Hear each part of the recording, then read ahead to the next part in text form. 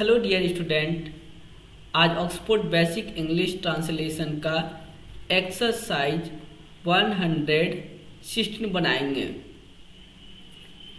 जैसा कि आपको पता है, मैंने पहले भी बताया है, इंटेरोगेटिव सेंटेंस वो होता है अगर कोई sentence auxiliary verb is, am, are, was, were, have, has, shall, will, अगर इन सभी वर्ड से ऑक्सिलरी वर्ब से सेंटेंस शुरुआत होता है तो इस तरीके के सेंटेंस को इंटेरोगेटिव सेंटेंस कहते हैं। अगर इस तरीके के सेंटेंस में नॉट लग जाए तो वो इंटेरोगेटिव नेगेटिव सेंटेंस कहलाता है। नेगेटिव इंटेरोगेटिव सेंटेंस क्या होता है? हैव, हैज के बाद नॉट लगाने से वाक्य नेगेटिव और हैव, हैज के को सब्जेक्ट कर्ता के पहले रखने से वाक्य इंटेरोगेटिव हो जाता है। आपको पता है कि मैंने बताया कि प्रेजेंट परफेक्ट कंटीन्यूअस टेंस में सब्जेक्ट के साथ हैव, हैज प्लस बीन, उसके बाद आईएनजी फॉर्म का लगता है। तो इस तरीके से मैं खेलता रहा हूं, तो मैं का इंग्लिश हो गया आई के साथ हैव, उसके साथ बीन लगाना। और खेलना का इंग्लिश होता है प्ले में आईएनजी लगाने से वो भी फोर बन जाता है। तो मैं खेलता रहा हूं, आई हैव बीन प्लेइंग। मैं नहीं खेलता हूं, मैं नहीं खेलता रहा हूं, I have not been playing. तुम सोते रहे हो, यू हैव बीन स्लीपिंग। तुम नहीं सोते रहे हो, you have not been sleeping. क्या तुम सोते रहे हो? Have you been sleeping. मैं सोता रहा हूं, आई हैव बीन स्लीपिंग। मैं नहीं सोता रहा हूं, I have not been sleeping. क्या मैं सोता रहा हूं? Have I been sleeping. हम लोग खेलते रहे हैं, वी हैव बीन प्लेइंग। हम लोग नहीं खेलते रहे हैं, ये एक नेगेटिव सेंटेंस है। We have not been playing.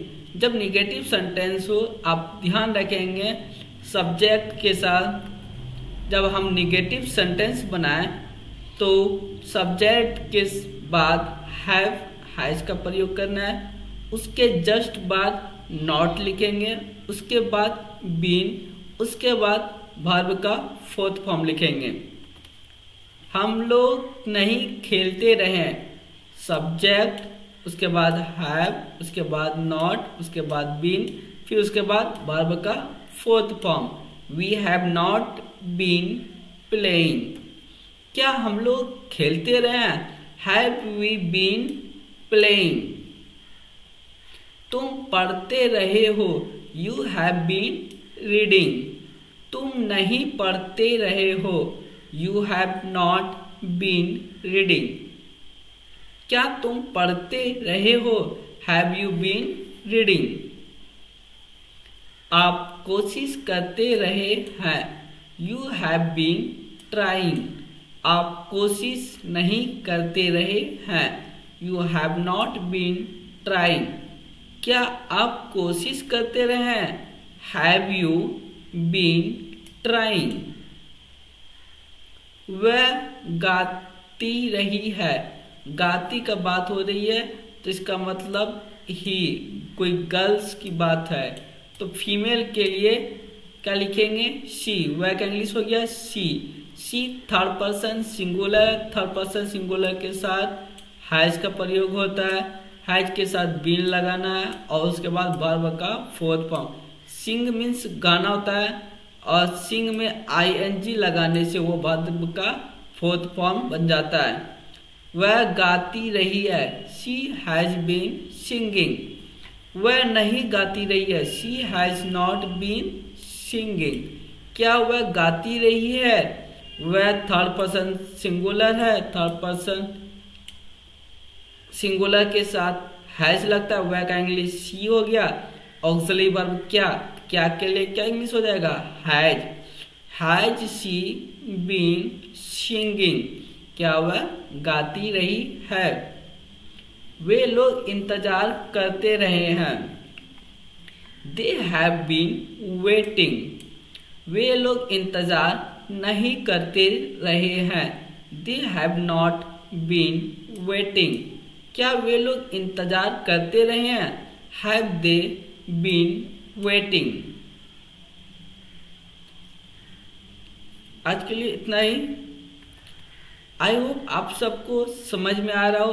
अगर कोई डाउट हो तो कमेंट करके आप मुझसे पूछ सकते हैं। मैं आपकी कमेंट का जवाब जल्द से जल्द दूंगा। और कोई सबसे पहली बात है कि आप लोग अब टेंस पर आधारित सभी वाक्य है, तो आपको वर्ब का first form V2, V3, V4 और V5 याद होना मस्ट है। अगर आपको वर्ब के सभी फॉर्म पांचों फॉर्म में याद नहीं होगा, आपको हर एक वर्ब का अगर पांचों रूप नहीं याद होगा, तो टेंस पर आधारित वाक्य को बनाने में आपको कठिनाइयां होगी। जब तक आपको V2, V3, V4, V5 याद नहीं होगा तो आपको दिक्कत होगा। फॉर एग्जाम्पल गो है, गो वर्ब का पहला रूप है गो। गो का V2 होता है वेंट। गो का वर्ब थर्ड फॉर्म होता है गॉन। गो का वर्ब फोर्थ फॉर्म होता है गोइंग। गो का फिफ्थ फॉर्म हो जाएगा गोज। जैसे walk, walked, walked, walking, walks, sleep, slept, slept, sleeping, sleeps, talk, talked, talked, talking, talks, write, wrote, written, writing, writes. इस तरीके से हर एक वर्ब का पांचों रूप आपको याद होना बहुत जरूरी है। याद नहीं होगा तो आपको बनाने में थोड़ी कठिनाइयां होगी। इसलिए मेरा आप सबसे रिक्वेस्ट है कि आप वर्ब का पांचों फॉर्म को याद कर लेंगे, ताकि इंग्लिश सीखने में हमें आसानी हो और कंटिन्यूअस हम आगे बढ़ते रहे। आज के लिए इतना ही। आप सबका बहुत बहुत धन्यवाद।